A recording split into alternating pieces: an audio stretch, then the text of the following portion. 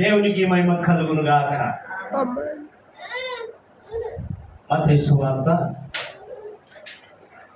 24వ అధ్యాయము 44వ వచనాన్ని గమనిద్దాం. మీరు అనుకొనని గడియలో మనుష్య కుమారుడు వచ్చును, కనుకనే మీరును ఎలా ఉండాలంట? సిద్ధముగా అనగా ఉదయకాలము ఆయా పనులకు వెళ్ళేవారు, డ్యూటీలకు వెళ్ళేవారు, కాలేజీలకు వెళ్ళేవారు ఏ రకమైన సిద్ధపాటు కలిగి ఉంటావో అంతకు మించి సిద్ధంగా ఉండాలి. ప్రియమైన దేవుని బిడ్డలారా, మత్తయి సువార్త మత్తయి గారు రాస్తున్న మాటను గమనించండి. 24వ అధ్యాయము 44వ వచనాన్ని గమనిస్తే, మీరు అనుకొనని గడియలో మనుష్య కుమారుడు వచ్చును, కనుకనే మీరు సిద్ధముగా ఉండుడి. ప్రియమైన దేవుని బిడ్డలారా, ఇది అంశము ఆయన రాకడ అనుకొనని గడియ. ఆయన రాకడ అనుకొనని గడియ, నువ్వు ఊహించని గడియ. నీవు ఒక్కసారి గమనించినట్లయితే అసలు నాకు అర్థం కాలేదు, ఏ విధంగా జరిగిపోయిందో, ఊహించకుండా కార్యము జరిగిందని నువ్వు చెప్తుంటావే. నీవు నేను మనం చెప్పుకునే రీతిగా ఆయన రాకడ అనుకొనని గడియ. ప్రియమైన దేవుని బిడ్డలారా, యేసు క్రీస్తు ప్రభువారు తన పునరాగ ఆగమనమును గూర్చి తేటగా తెలియజేస్తున్నాడు. ఇక మీరు అనుకొనని గడియలో మనుష్య కుమారుడు వచ్చును, కనుకనే మీరు సిద్ధముగా ఉండుడని వాక్యం సెలవిస్తుంది. మీరు అనుకొనని గడియలో మనుష్య కుమారుడు వస్తాడు. అనుకొనని గడియ అంటే ఇక్కడ గమనించండి, రెండు విషయాలు మనము పరిగణలోకి తీసుకోవాలి. ఇక్కడ గమనిస్తే ప్రభు మాట ప్రకారము మీరు అనుకొనని గడియ అంటే, మీరు అనుకొనని గడియ కంటే ముందు రావచ్చు కదా, కాబట్టి సిద్ధపడి ఉండండి. రెండవది, మీరు అనుకొనని గడి అంటే మీరు అనుకొన గడియ కంటే చాలా ఆలస్యంగా రావచ్చు, కానీ సిద్ధపడి ఉండండి. ముందుగా రావచ్చు, ఆలస్యంగా రావచ్చు. మీరు దేని విషయంలో సిద్ధముగా ఉండాలి. ట్రైను, మనం ప్రయాణమై వెళ్ళడానికి ట్రైన్ కానీ, ఫ్లైట్ కానీ, బస్సు కానీ వచ్చేసింది, అది ముందు వస్తుందని వెళ్తాం.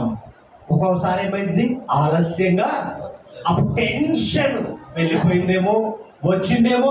10 మందిని అడుగుతాం, ఈ ఫలాని నెంబరు బస్సు వచ్చిందా, వెళ్ళిపోయిందా, ఇంకేమన్నా ఉందా, ఆల్టర్నేట్ ఏమైనా ఉందా?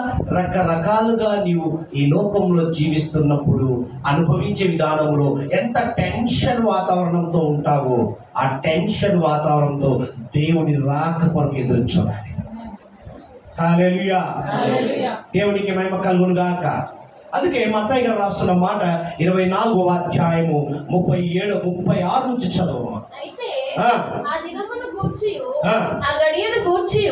తండ్రి మాత్రమే ఎరుగును గాని ఏ మనుష్యుడైనను దూతలైనను కుమారుడైనను ఎరుగరు. నోవాహు దినములు ఎలాగుండెను మనుష్య కుమారుని రాకడయు అలాగే ఉండును. జల ప్రళయమునకు ముందటి దినములలో నోవాహు ఓడలోనికి వెళ్ళిన దినము వరకు వారు తినుచు త్రాగుచు పెళ్లి చేసుకొనుచు పెళ్లికిచ్చుచు నుండి జల ప్రళయము వచ్చి అందరినీ బాగా గమనించండి. ప్రియమైన దేవుని బిడ్డలారా, జల ప్రళయము నోవహు పీరియడ్లో, నోవహు కాలములో జల ప్రళయం అనగా ఓడ గురించి అందరూ తెలుసా? ఓడలు కాదు, ఏ ఓడ? తినే ఓడలు కాదు. ఓడ అనగానే మా అభిగారికి బాగా కదా, ఆ ఓడ కాదు. నోవహు ఓడ. ఎంతమందికి తెలుసు ఈ విషయం? తెలిసిన వారందరూ ధన్యులు. నోవా కాలములో దేవుడు ఉద్దేశపూర్వకంగా జలప్రళయాన్ని సృష్టించబోతున్నాను అని చెప్పి, ఆ క్రమంలో దానికంటే ఒక్కసారిగా వెనుకకు వెళ్తే, ఈ జలప్రళయము రాక మునుపు జనులు ఏం చేసేవారంటే తినడము, త్రాగడము, పెళ్ళిళ్ళకి ఇచ్చుకోవడము, చేసుకోవడము, సుఖము, ఆనందములో జీవిస్తున్నారు. ఏ ఆనందము? ఇక అడ్డు ఆపు లేదు. తినుము, తాగుము, సుఖించు. ప్రియమైన దేవుని బిడ్డారా, దేవుడు అనే అక్కరలేదు. ఇక లోకమే ఆనందముతో జీవిస్తున్నారు. ప్రియమైన దేవుని బిడ్డారా, చిన్నతనంలో మేము విన్న సందర్భాలు మీకు తెలియపరుస్తున్నాను. స్కైలాబ్ ఎంతమంది తెలుసండి? ఇక భూమి అంతరించిపోతుంది, తుడుచుకొని పోతుంది. మేము చదువుకుంటున్న రోజుల్లో చిన్నతనంలో ఈ రాత్రి లేదు, అంతమైపోతుంది అని చెప్పినప్పుడు ఇక ఉదయం నుంచి మొదలు పెట్టారు కోసుకోవడాలు, తినడాలు కనపడ్డాయి. అన్నీ ఏవంటే అవి తినము, ఇక దొరికినల్లా అందరు తిని తాగి సుఖించి నిద్రపోయారు. ఉదయం వేస్తే ప్రతి ఒక్కడు కనపడుతున్నారు.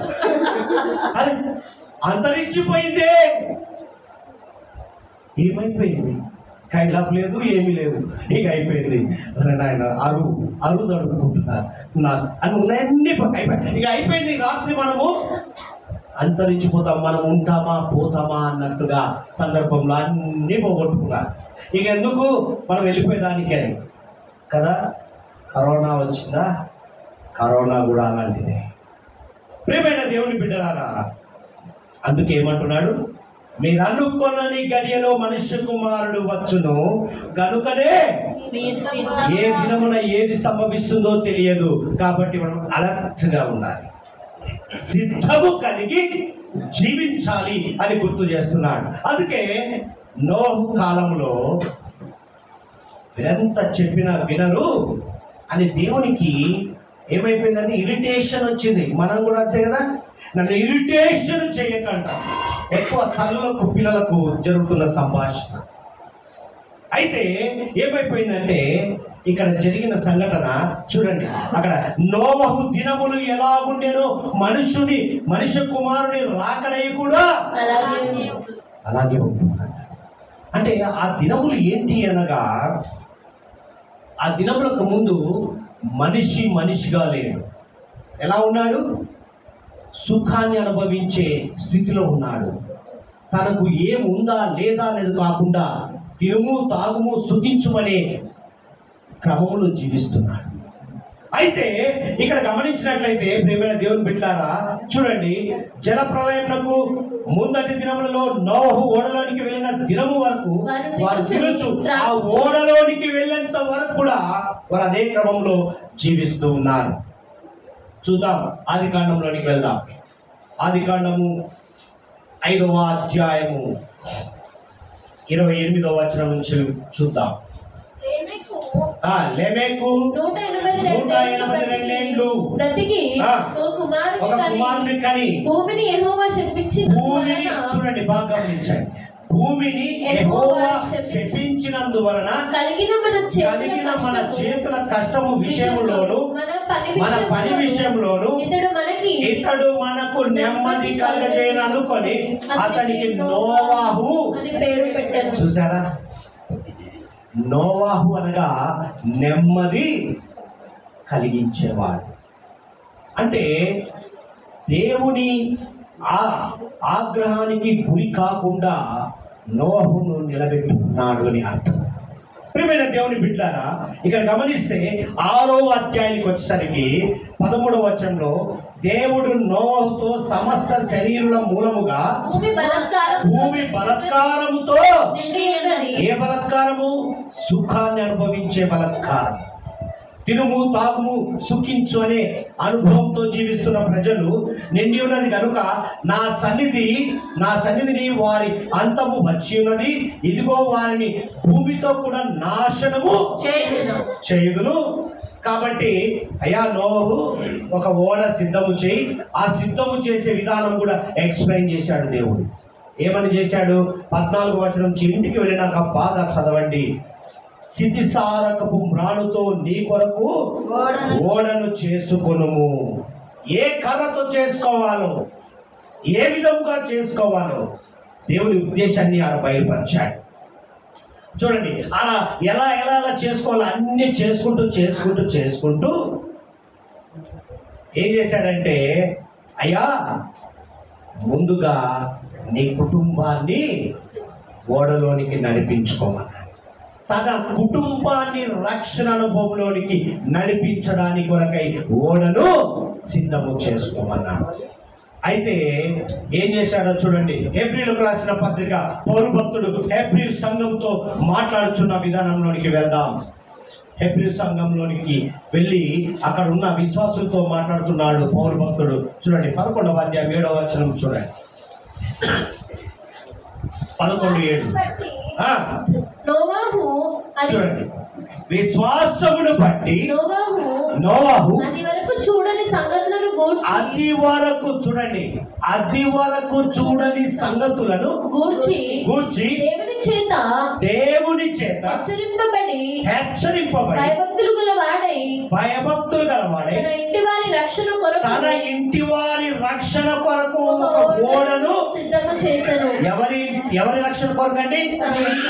తన ఇంటి వారి కొరకు. ఈ దినము ఓడ అనగానే ఓడకు సాదృశ్యము సంఘము. ఏంటండి ఓడకు సాదృశ్యం ఏంటి? సంఘము. ఈ సంఘం అనే ఓడ నీ రక్షణ అనుభవంలోనికి తీసుకువెళ్ళును కాక. అనగా ఏంటో తెలుసా? కుటుంబము మొత్తము ఆయన సన్నిధానంలో గడపడమే రక్షణ అనుభవము. ఆ దినాల్లో నోవహు గారు చెప్పాడు ఓడను సిద్ధము చేసుకోమని. ఈ దినాల్లో కుటుంబానికి గుర్తు చేస్తున్నాడు సంఘం అనే ఓడలోనికి రమ్మని, సహవాసంలోనికి రమ్మని దేవుడు పిలుపుని చేస్తున్నాడు. మెలకుగా ఉండి సిద్ధపరుచుకొని నీ కుటుంబంతో పాటు సహవాసం అనే సంఘంలోనికి అడుగు పెట్టు, ఆశీర్వాదంతో తిరిగి వెళుతువు అంటున్నాడు. ప్రియమైన దేవుని బిడ్డలారా, బాగా గమనించండి. భూమి విస్తరించిపోయింది, నిండి ఉంది పాపంతో, దాన్ని నేను నాశనము చేయబోతున్నానని చెప్పి నోవహు సెలవిచ్చి నీ కుటుంబాన్ని ఏమంటున్నాడు ఇక్కడ చూడండి, వ్రాయబడిన మాట. తన ఇంటి వారి రక్షణ కొరకు ఒక ఓడను సిద్ధము చేశాను. అందువలన అతడు లోకము మీద నేరస్థాపన చేసి విశ్వాసమును బట్టి కలుగు నీతికి హల్లెలూయా అటువంటి వారసులుగా మనము నిలబడదుముగాక. లోకము మన మీద నెపము మోయకుండా, ఆ నెపము మన మీద రాకుండా ఓడానే సంఘము క్రింద మనము రావాలి. హల్లెలూయా. ఎక్కడికి రావాలి? ఓడానే సంఘము ప్రార్థనా మందిరంలో అడుగు పెట్టాలి. నిర్లక్ష్యం. ఆదివారం అనగా రెస్ట్ దొరికిందండి. ఇవాళ ఆదివారం లేపు 8 దాకా. ఇవాళ ఆదివారం పిల్లలు ముందే రాత్రి చెప్తారు, మమ్మీ రేపు ఉదయం 9 గంటలకు లేపు. మన చర్చ మన దేవుడే. మెల్లగా పోదాం, వాక్యం అవుతుంది, ఆరాధన అవుతుంది, ఆమెనంటే చాలు. నీలో నిర్లక్ష్యం అనే ఓడను తొలగించు. సిద్ధపాటు కలిగి ఆయన రాకడ అనుకున్నది గడియ. ప్రియమైన దేవుని సంగమా, కాబట్టి మీరు సిద్ధంగా ఉండాలి అంటే ఓడలోనికి రావాలి. ఏ ఓడ? ఓడలు కాదు. ఉదయం ఇవ్వగానే 4, 5, 10 తిన్నా, అమ్మో ఆ ఓడలు కాదు. రక్షణ అనుభవంలోని, రక్షణ కవచం అనే ఓడలోనికి రావాలి. నోహు ఓడ ఏ విధంగా సిద్ధపరచుకున్నాడో రక్షణ పొందే అనుభవంలోనికి వచ్చుదువు గాక. ప్రియమైన దేవుని బిడ్డలారా, చదువమ్మా మొదటి పేతురులోనికి రా. పేతురు గారు రాస్తున్న మాటను గ్రహిద్దాం. మొదటి పేతురు 3వ అధ్యాయము 20వ వచనం చదువు. దేవుని దీర్ఘశాంతము ఇంకా కనిపెట్టుచుండినప్పుడు పూర్వము నోవహు దినములలో ఒక ఓడ సిద్ధపరచుచుండగా అవిధేయులైన వారి బాగా గమనించండి. తన కుటుంబంతో పాటు ఇంకొంతమందిని పిలిచినట్టుగా ఇక్కడ గమనించాలి. గమనించారా? తన కుటుంబంతో పాటు కూడా ఎవరి కాడికి వెళ్ళాడు చూడండి. అవిధేయులైన వారి యొద్దకు అనగా అవిధేయులు అంటే ఏంటండి? చెప్పిన మాటకు లోబడకుండా వ్యతిరేకంగా అన్ని నాకు తెలుసు, నేను జ్ఞానిని అని చెప్పేవారు. అవిధేయులైన వారి యొద్దకు వెళ్ళాడు. చెరలో బంధింపబడి ఉన్న, చెప్పుకోలేని సమస్యల్లో ఊబిలో పడి ఉన్న వారికి విడుదల కొరకు వారు విడుదలవుతారని చెప్పి ఆ భావనతో వారి దగ్గరికి వెళ్ళాడు. చదువు. ఆయన ఆత్మరూపిగానే వెళ్ళి, చూడండి ఎలా వెళ్ళాడు. దేవుని ఆత్మ వారిలో పని చేస్తుంది. ఆత్మ కార్యము ఉంటేనే వెళ్ళగలుగుతావు ధైర్యంగా. దేవుని ఆత్మ నీలో పని చేయనప్పుడు అమ్మో వాళ్ళ దగ్గరికి వెళ్తే నన్ను ఏమవుతాను, నేనేమవుతాను, నన్ను ఏం చేస్తారో అనే భావనతో నీవు ముందు అడుగు పెట్టలేవు. ఇతరులను సన్నిధానంలోనికి పిలవండి అంటే వామ్మో మనకెందుకండి, మన కుటుంబం వస్తే చాలు, వాళ్ళని పిలిచి వాళ్ళతో ఎందుకు ఈ పంచాయతీ అనుకొని జీవిస్తున్నావేమో. జాగ్రత్త. నోహును ఒకసారి గుర్తు చేసుకో. అవిధేయులైన వారికి వెళ్ళాడు. ఇంకా చెరలో బంధింపబడి ఆ లోకమనే బంధకముల చేత బంధింపబడిన వారి దగ్గరికి వెళ్ళాడు. అయ్యా రండి, నా ఓడలోనికి రండి, మీకు విడుదలవుతుంది, మీ కట్లు తెంపబడతాయి, రండి, రక్షణ కవచంలోనికి రండి అని, దేవుని ఉగ్రతకు దూరంగా మీరు ఉంటారు, రండి అని వారిని ఆహ్వానించారు. చూడండి తదుపరి. ఆ ఓడలో కొందరు అనగా 8 మంది నీటి ద్వారా వచ్చారు, విన్నారు, రక్షణ పొందుకున్నారు. వచ్చాడు, విన్నాడు, వెళ్ళిపోండి అనే జాబితాలో లేరండి.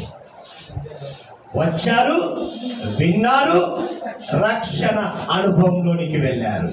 దేవునికి మహిమ కలుగును గాక. ఎంతమందిని?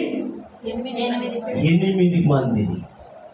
ఈ రోజు నువ్వు ఒక్కరినైనా ఈ ఓడలోనికి తీసుకొచ్చావా?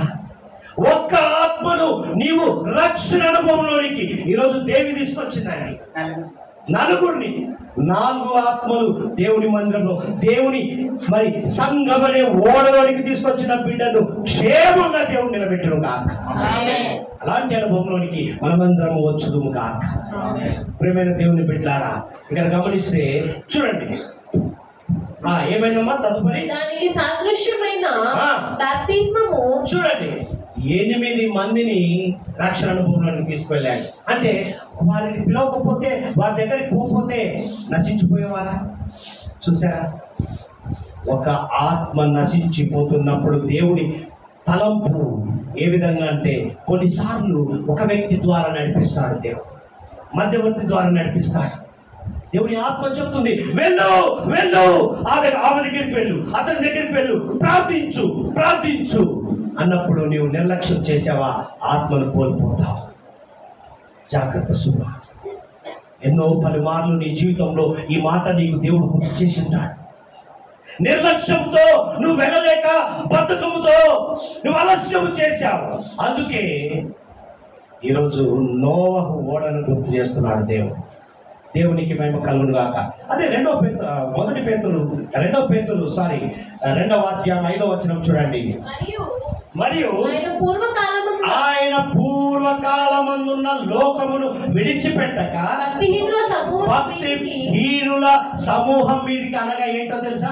లోకము మీదికి, లోకంలో జీవిస్తున్న వారి దగ్గరికి, జలప్రలయములు పెంచినప్పుడు నీతిని ప్రకటించిన నోవహును మరి 7 కాపాడాను. హల్లెలూయా.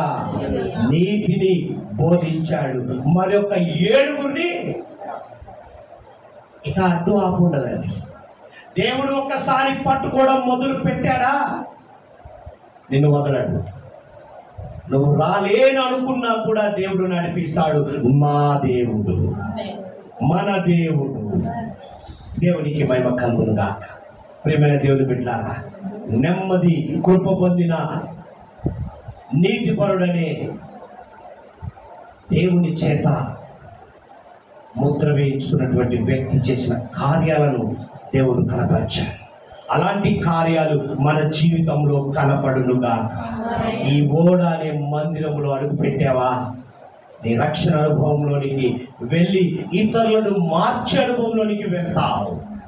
నువ్వు ఒక్కరివే కాదు, నీ కుటుంబం ఒక్కడే కాదు, నీ పిల్లలు పిల్లలు పిల్లలు ఈ పిల్లలే ఇంకొక పిల్లలను రక్షణ అనుభవంలోనికి తీసుకొని వస్తారు. పిల్లలంటే ఆశామాష కాదండి, వారు చదివే కాదు, వారు కూడా ఒక సువార్తను రిలీజ్ చేశారా స్కూల్లో ఆటలాడేటప్పుడు. కానీ దేవుడు కాపాడుతాడు అంటే చాలు, వాళ్ళు ఏదో వాక్యం చెప్పనక్కర్లేదు.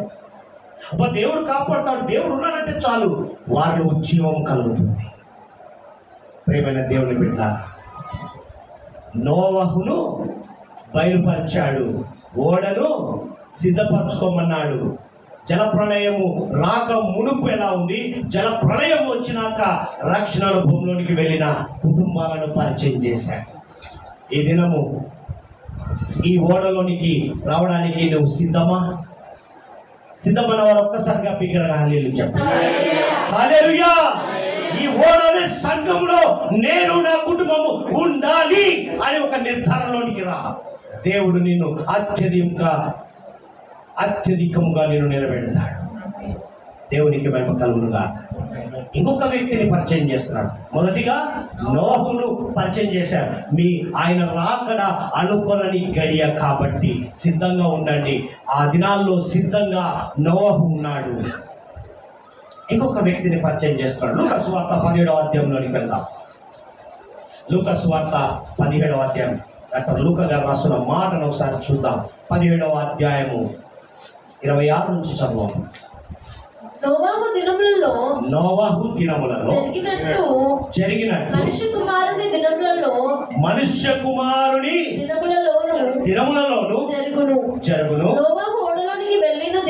నోవహు ఓడలోనికి వెళ్ళిన దినము వరకు జనులు తినుచు త్రాగుచు పెళ్లికియబడుచు నుండిరి. అంతలో జల ప్రళయము వచ్చి వారందరినీ నాశనము చేశాను. హల్లెలూయా.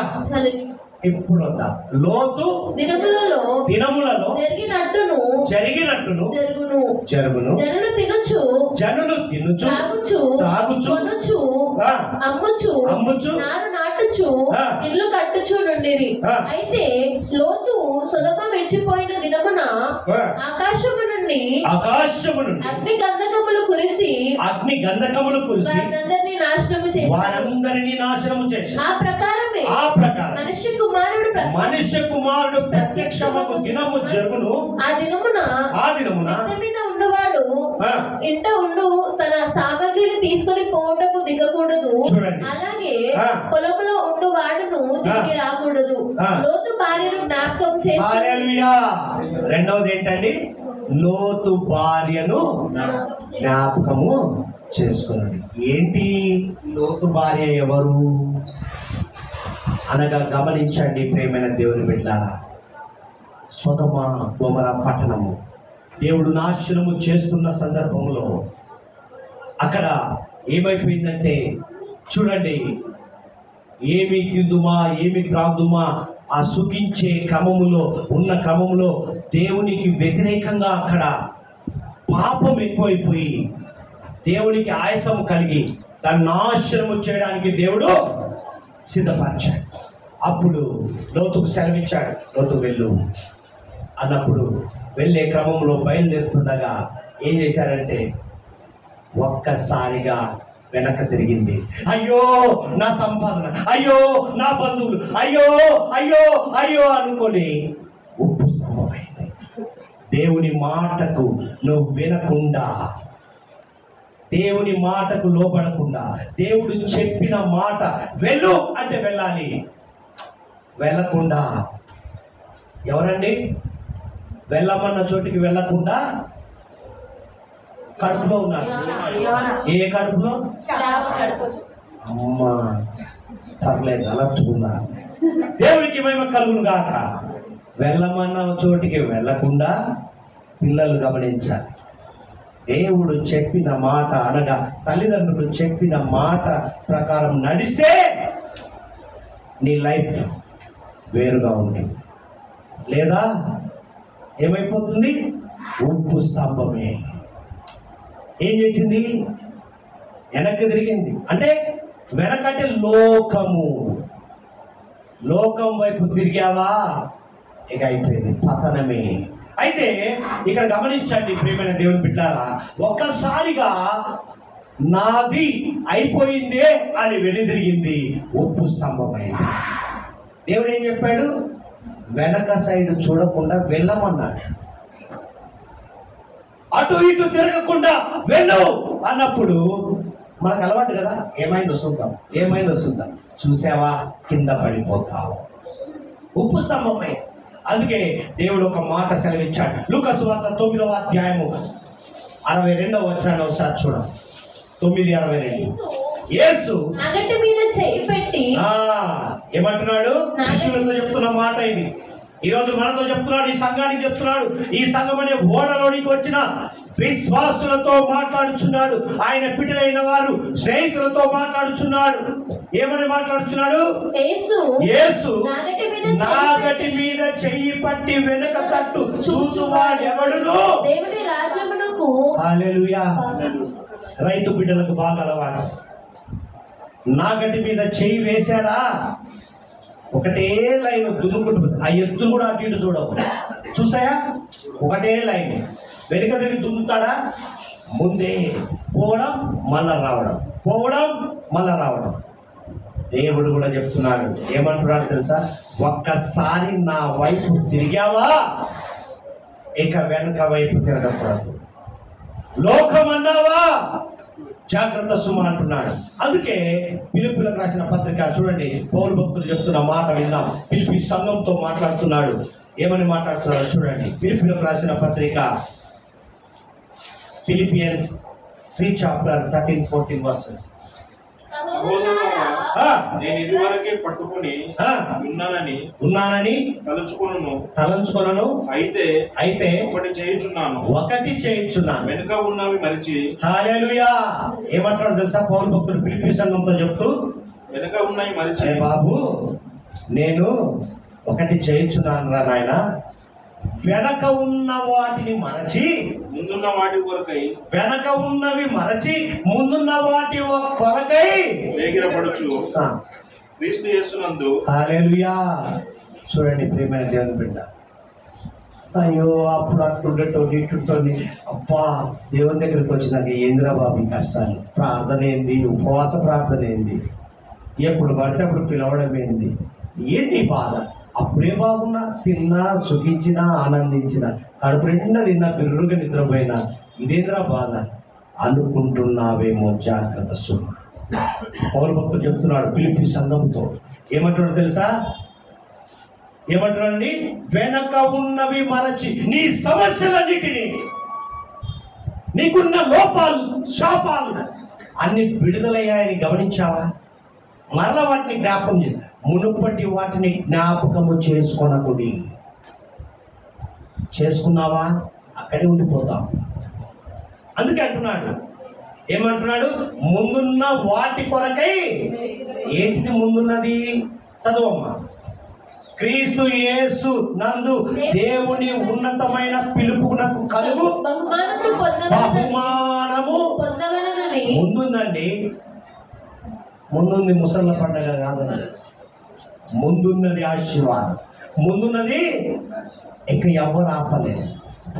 వెనక ఉన్న వాటిని మరచినప్పుడే ముందున్న పరుగు పందెంలో నీవు ఎప్పుడైతే పరుగు పందానికి ఎంతమంది సెలెక్ట్ అవుతారండి? First, second, third.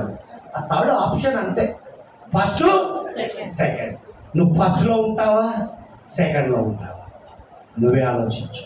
ప్రతి తల్లిదండ్రులు కోరుకునేది నా పిల్లలు ముందుండాలని. మరి దేవుడు సృష్టికర్త నా పిల్లలు ముందుండాలనే కదా. మరి ఆయన ఆశలు నెరవేర్చేవారిగా ఉందామా? అందుకే పౌలు భక్తుడు గుర్తు చేస్తున్నాడు, దేవుని ఉన్నతమైన పిలుపునకు కలుగు బహుమానములు పొందవలని గురి యొద్దకే. ఏ గురి? ఈ ఓడ, ఆయన సంఘము, ఆయన ప్రార్థన మందిరం అనే ఓడ దగ్గరికి పరుగెత్తే పనిలో ఉండాలి. సార్లే 2 గంటలు కూర్చోవాలా, మంచి నిద్రపోయి లేచి ఎక్కడో ఒకసారి ప్రార్థన జరుగుతుంది కదా, సాయంత్రం పోదాం, ఏదో గుంపులో వినొద్దాం, పోయాం వచ్చాం. అది కాదు బ్లెస్సింగ్. ఎప్పుడైతే నీ ఓడలోనికి వచ్చావో, మరి ఆయన కాపాడాలనుకుంటే ఆయన కుటుంబం వరకే కాపాడొచ్చు. దేవుడు చెప్పాడు, కానీ అవిధేయులైన వారి దగ్గరికి ఎందుకు పోయాడు? చెరలో ఉన్న వారి దగ్గరికి ఎందుకు పోయాడని?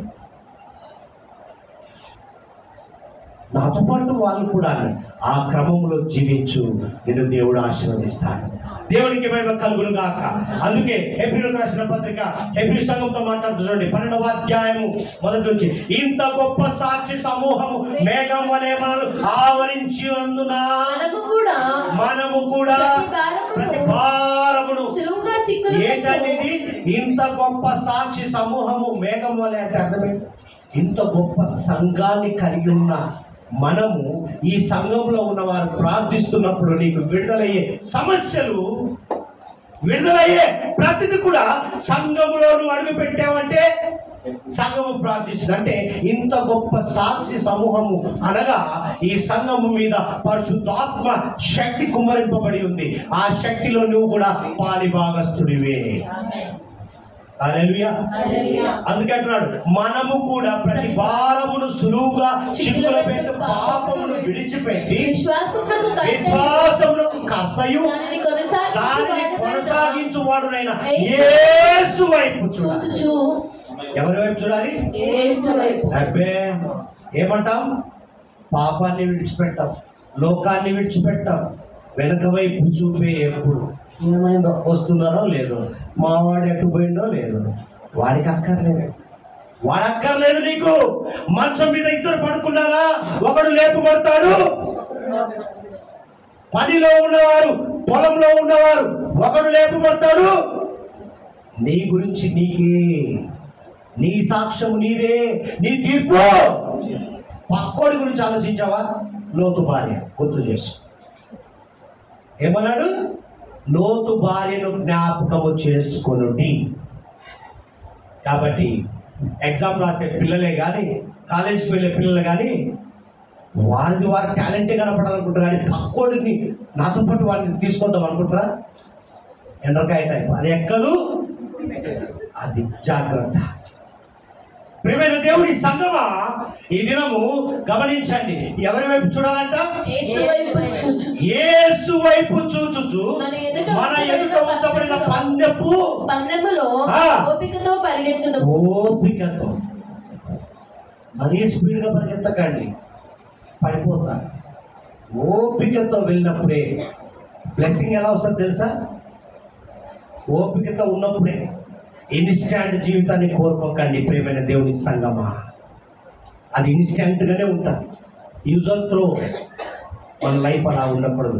దేవుడికి పర్మనెంట్ లైఫ్ను దేవుడు ఎదురు చూస్తున్నాడు. ప్రియమైనటువంటి దేవుని సంగమా, ఈ దినము దేవుడు చెప్తున్న మాట ఏంటో తెలుసా? లోకం వైపు కాదు. ఎలా ఉండాలంట? లోకం వైపు కాదు. లోకంలో ఉన్నది ఏమున్నది? నేత్రాశ, శరీరాశ, జీవపుటములు. లోకం ఉట్టి పోకడేనండి. లోకాన్ని అనుసరించి నువ్వు పోయావా, పడిపోతావు. అందుకే లోకంలో నడవాలి, కానీ లోకంతో కాదు. జీవించు, లోకాన్ని అనుసరించి కాదు. ఓడ వెనుక ఉన్న వాటిని మరచి ఎప్పుడైతే ఈ రెండుటిని నువ్వు బహు జాగ్రత్తగా గమనించినప్పుడే నీవు సిద్ధంగా ఉండగలవు. ఎలా సిద్ధంగా ఉంటామండి? లోకమా పరలోకమా? ముందా వెనక? లోకాన్ని మర్చు, వెనకని మర్చు, నీ జీవితము ముందుకు సాగిపోతుంది. ఎవరితో? ఆయన ఆత్మతో. ఆయన ఆత్మ కార్యాలు నువ్వు చూడబోతావు. దేవునికి మహిమ కలుగును గాక. అందుకే మత్తయి గారు రాస్తున్న మాట ఏంటంటే, ప్రభు రాకడ ఎప్పుడైనా రావచ్చు. ఆయన రాకడలో మరో ముఖ్య విషయం ఏంటంటే, మనుష్య కుమారుడు ఆకస్మికంగా దొంగ వలె రావచ్చు అంటున్నాడు. దొంగ ఏం చేస్తాడండి? దోచుకోవడానికి వాడి సమయము గాఢ నిద్రలో ఉన్నప్పుడే, మైమరిసినప్పుడే వస్తాడు. దేవుడు కూడా అదే విధంగా వస్తాడు. అంటే ఏంటో తెలుసా? అనుకొనని గడియ మాత్రమే కాదు, ఆకస్మికంగా ఆయన రాకడ ఉంటుందంట. ఊహించలేదండి. అబ్బా మీరు ఇవాళ వస్తారని ఊహించలేదు. మరి అదే దేవుడి కార్యం. చెప్పి వస్తే నువ్వు అన్ని సిద్ధం చేస్తావు, చెప్పకుండా వస్తే అదో థ్రిల్లు కదా. దేవుడు కూడా అంతే. ప్రియమైన దేవుని సంగమా, అందుకే ఇంకొక భక్తుని పరిచయం చేస్తున్నాడు. మనం చూద్దాం. మొదటి కొరింథీయులకు రాసిన పత్రిక, కొరింథీయులకు రాసిన పత్రిక 15వ అధ్యాయము 51వ వచనము 52వ వచనము చూడండి. ఇదిగో నీకొక మర్మము తెలుపుచున్నాను, మనమందరము నిద్రించము కాని నిమిషములో ఒక రెప్పపాటున కడపూరగానే మనమందరము మార్పు పొందుదము. పూరప్రోగును అప్పుడు మృతులు అక్షయముగా లేపబడుదురు, మనము మార్పు పొందుదుము. హల్లెలూయా. ఏమని రాయబడిందండి? ఏమని రాయబడింది? రెప్పపాటున. ప్రియమైన దేవుని బిడ్డారా, అంటే ఏంటి? మనం ఎంత అలర్ట్గా ఉండాలి? రెప్ప టక్ టక్ అని కొడుతుంది కదా. ప్రియమైన దేవుని బిడ్డారా, పౌలు గారి విషయంలో కూడా అది జరిగింది. చూద్దామా? అపోస్తల కార్యంలోనికి రండి త్వరగా.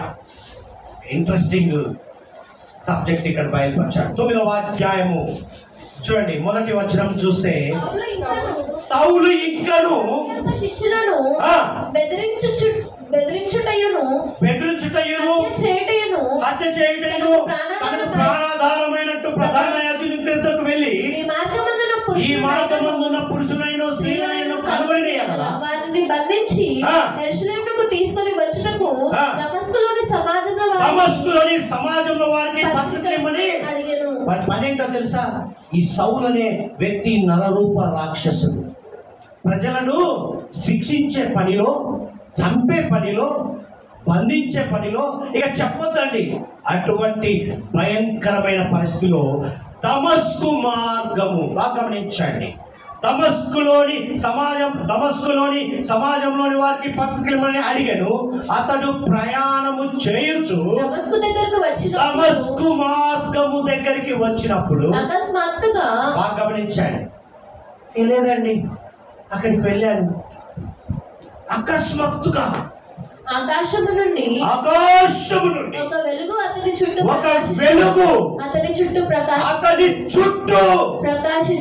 ప్రకాశించను. అప్పుడు అతడు నేల మీద పడి సౌలా నన్ను హింసించుచున్నావు తనతో ఒక స్వరము పలుకుట వినను. హల్లెలూయా. ఇదేంటండి? దేవుడు ఎవరిని ఎంచుకున్నాడు? నరరూప రాక్షసుడు. ప్రజలను ఇబ్బంది పెట్టే వ్యక్తినే వాడుకున్నాడు దేవుడు. పట్టుకున్నాడండి. అకస్మాత్తుగా కింద పడిపోవడము. ఏమైంది? అనారోగ్యమా?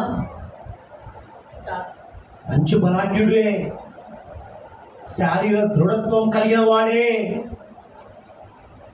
అటువంటి వ్యక్తిని ఒక్కసారిగా పడగొట్టాడు. దేవుని మహిమను, ప్రత్యక్షతను కనపరిచాడు. చదవమ్మా. ప్రభువా నీవెవడో అని అతను అడగగా ఆయన నీవు హింసించుచు హింసించుచున్న యేసును. హల్లెలూయా. ఈరోజు నిన్ను నన్ను మనం కూడా అడుగుతున్నాడు, అయ్యా ఓ విశ్వాసి, నాయన కుమారుడా కుమార్తె, నీవు నన్ను హింసించుచున్న దేవుని రా బాబు, యేసుక్రీస్తు ప్రభువు నీతో మాట్లాడుచున్నా అంటున్నాడు. మనం ఏ విధంగా హింసిస్తున్నాము కదా, ఒక్కసారి గమనించాలి.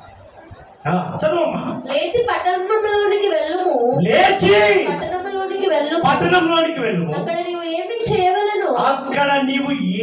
చేయవలెను, అది నీకు తెలుపబడునని చెప్పెను. అతనితో ప్రయాణము చేసిన మనుషులు ఆ స్వరము వినిరి గాని ఎవరిని చూడక మౌనులై, దేవుని కార్యాలు కనపడవు, వినపడవు. వినపడతాయా? కనబడతాయా? ఎప్పుడైతే ఆయన స్వరాన్ని గైకొన్న వారికి మాత్రమే ఆ కార్యాలు కనబరచబడతాయి.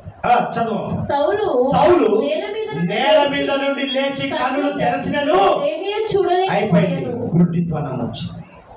అప్పటి వరకు లోకమనే కనుదృష్టి ఉన్నది. ఎప్పుడైతే దేవుని అభిషేకము పడిందో, దేవుని వెలుగు పడిందో, గుడ్డితనం వచ్చేసింది. ఎందుకు తెలుసా ఆ గుడితనం ఎందుకు వచ్చింది? చదువు. కనుక వారతని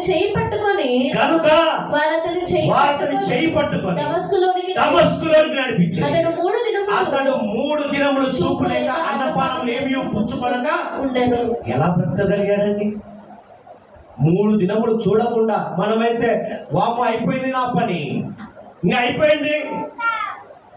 దేవుని ఆత్మ కార్యము అతనిలో పనిచేయుచున్నదండి. దమస్కులో అననీయా అనే ఒక శిష్యుడు ఉండేను. ప్రభు దర్శనమందు అననీయా అతని పిలువగా అతడు, ప్రభువా ఇదిగో నేనున్నానని. అందుకు ప్రభు నువ్వు లేచి తినబడిన వీధికి వెళ్ళి యూదాను వాని ఇంట తార్సువాడైన సౌలు, ఎవరండి? తార్సువాడైన సౌలు అనువాని కొరకు విచారించుము. ఇదిగో అతడు ప్రార్థన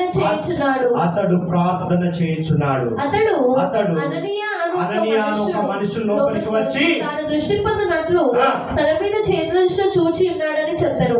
అందుకు అననీయా, ప్రభువా ఈ మనుషుడు యెరూషలేములో ఈ పరిశుద్ధులకు ఎంతో కీడు చేసి ఉన్నాడని. చూశారా? అయ్యా పోయి ప్రార్థన చేయరా బాబు. అబ్బా వీడా ప్రభువా మొన్నటి దాకా అరే నేను చెప్పింది చేయరా అంటున్నాడు దేవుడు. దేవుడు ఒక మధ్యవర్తిని నిలబెడతాడండి. నిన్ను నన్ను నిలబెట్టాలంటే మన మధ్యలో ఒక మధ్యవర్తి నిలబెట్టాడు. సౌలును పౌలుగా మార్చడానికి కొరకై దమస్కు మార్గంలో దేవుడి కార్యాన్ని కనపరిచి ఏం చేశాడు? రెప్పపాటునే కార్యం జరిగించాడు.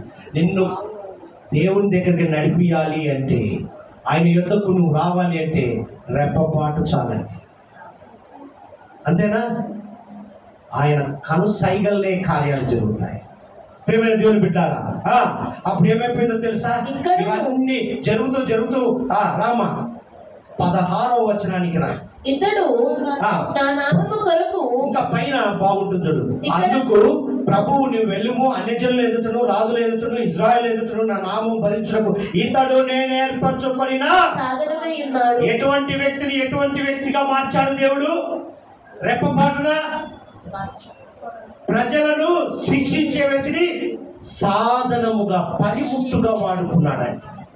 ఆయన చేతిలో ఒక పాత్రగా. ఆ పాత్ర ఎలా ఉంటుందో తెలుసా? అనేకులకు దాహం తీర్చే విధంగా దేవుడు నిలబెట్టాడు. అలాంటి పాత్రగా నీవు ఉందుగా.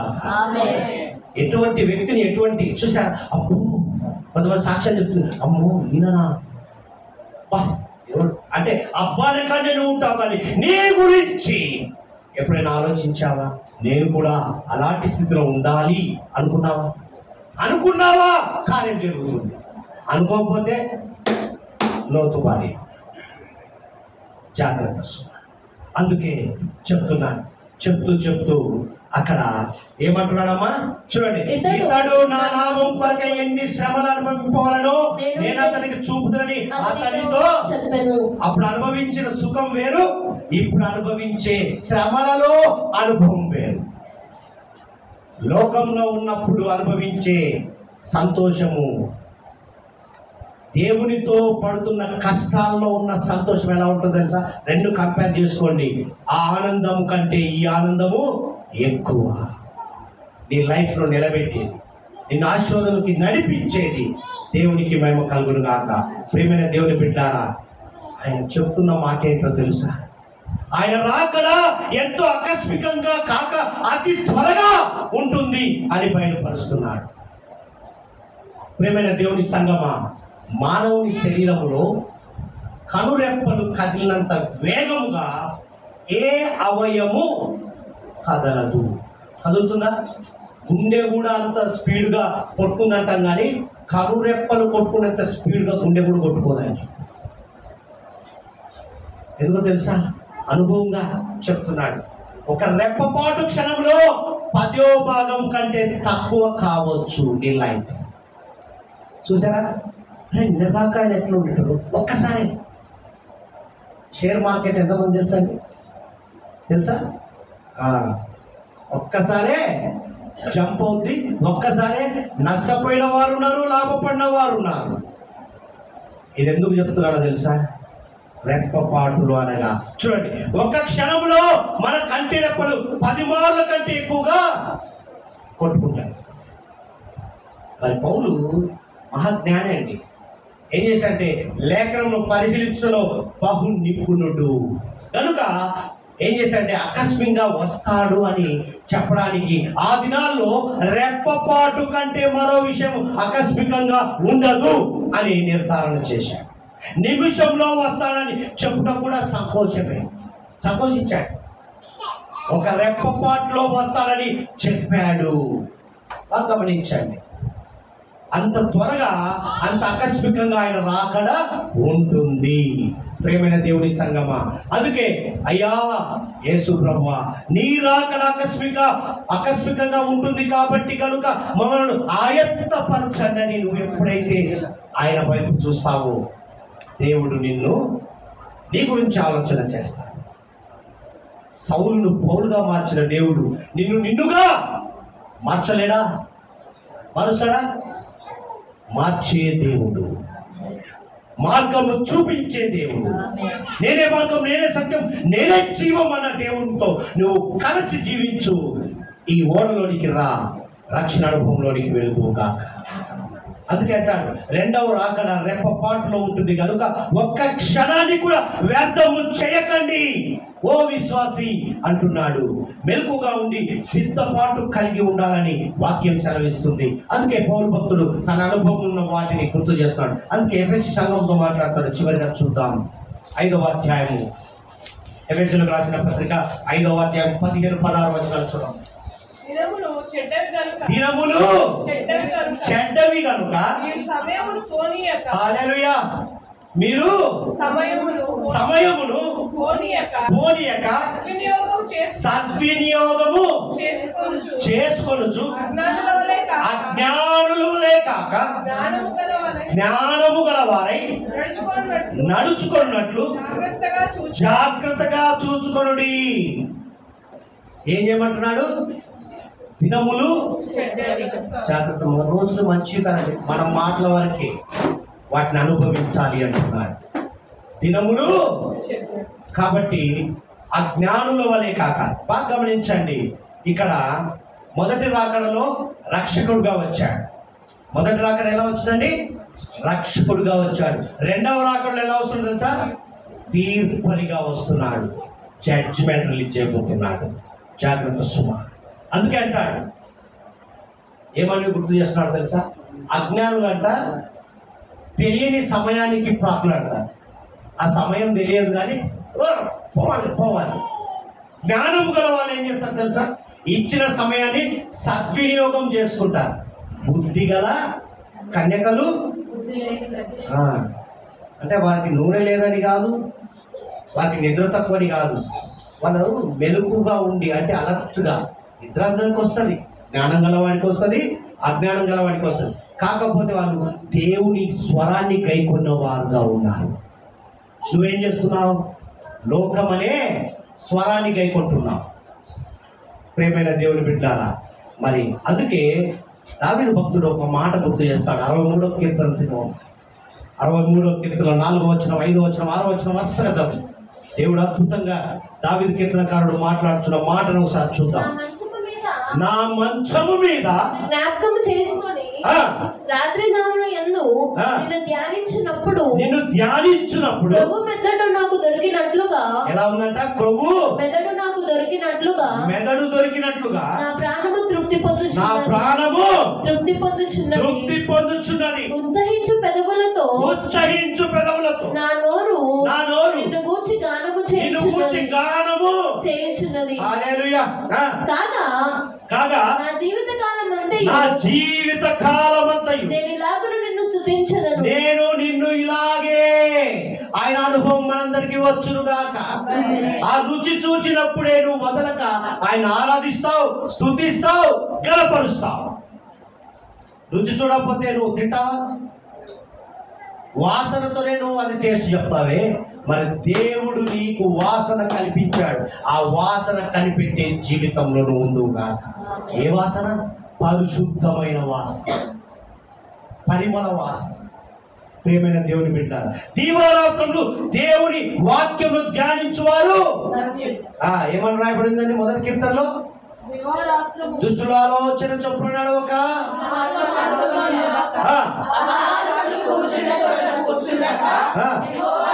యెహోవా ధర్మశాస్త్రము ఆనందించు, దీవారాత్రములు దానిని ధ్యానించువారు. హల్లెలూయా. ఆ ధన్యత మనకు కావాలన్న వారందరూ బిగ్గరగా హల్లెలూయా చెప్పండి.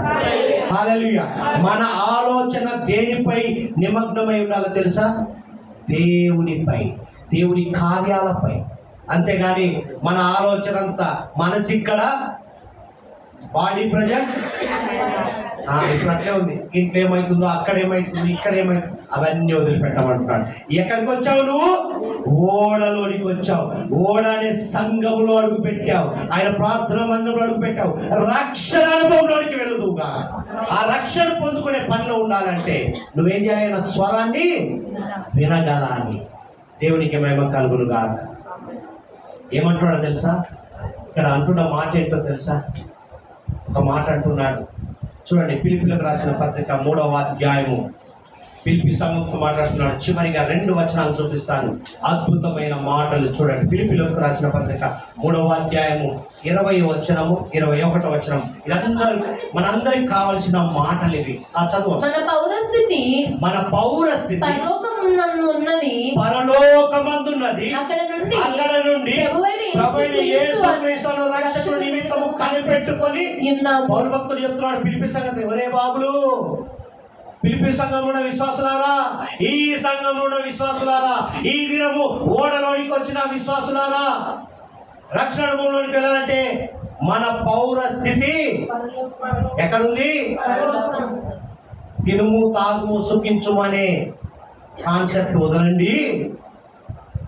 ఏమి సిద్ధపరచుకుందామా, ఆ భవనం ఈ భవనం కాదు. మన పౌర స్థితి ఎక్కడుంది? అక్కడుంది. అక్కడ దొంగల ఉండదు, చిమ్మట కొట్టదు, చెడిపోతాయా? పరిశుద్ధులుగా ఉందురు దాకా. అందుకే అంటున్నాడు మన పౌరస్థితి పరలోకమందున్నది. అక్కడ నుండి ప్రభు అయిన యేసుక్రీస్తు అను రక్షకుని నిమిత్తము సమస్తమును తనకు లోపరుచుకున్న జాలిన శక్తిని బట్టి ఆయన మన దీన శరీరమును తన మహిమల శరీరమునకు సమరూపము గల దానిగా జాగ్రత్త.